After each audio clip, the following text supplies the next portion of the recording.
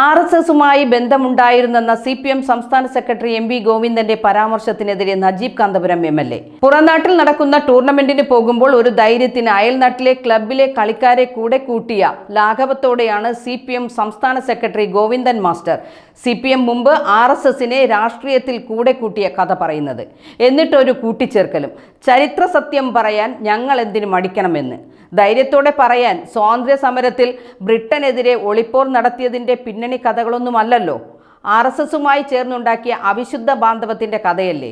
ഒരുപാട് പേരുടെ മാനം രക്ഷിച്ച കഥയും ഒട്ടേറെ പേരുടെ മാനം കെടുത്തിയ കഥയും പറയുമ്പോൾ രണ്ടും തമ്മിൽ ധൈര്യത്തിൻ്റെ നൈതികതയിൽ മാറ്റം വരുമെന്ന് ഗോവിന്ദൻ മാസ്റ്റർ മനസ്സിലാക്കണം.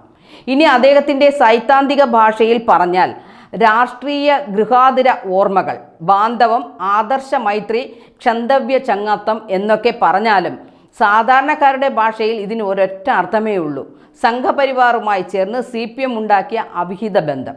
നിലമ്പൂർ ഇലക്ഷന്റെ തലേ ദിവസം വെറും ഒരു കട്ടൻ ചായയ്ക്കും പരിപ്പുവടയ്ക്കും മാത്രമായി ഇങ്ങനെയൊരു RSS പ്രീണന പ്രസ്താവന വർത്തമാന കേരളത്തിൽ ഗോവിന്ദൻ മാസ്റ്റർ നടത്തുമെന്ന് നിഷ്കളങ്കരെ നിങ്ങൾ ഇപ്പോഴും കരുതുന്നുവോ? നജീബെ, നിങ്ങൾ എന്തറിഞ്ഞിട്ടാണ് ഈ പറയുന്നത്? സഖാവ് ഗോവിന്ദൻ മാസ്റ്റർ ഇങ്ങനെ പറഞ്ഞെങ്കിൽ അതിന് പിന്നിൽ മറ്റെന്തെങ്കിലും കാണും. കമിഴ്ന്ന് വീണാൽ കാലണ, അതാണ് മാസ്റ്റർ.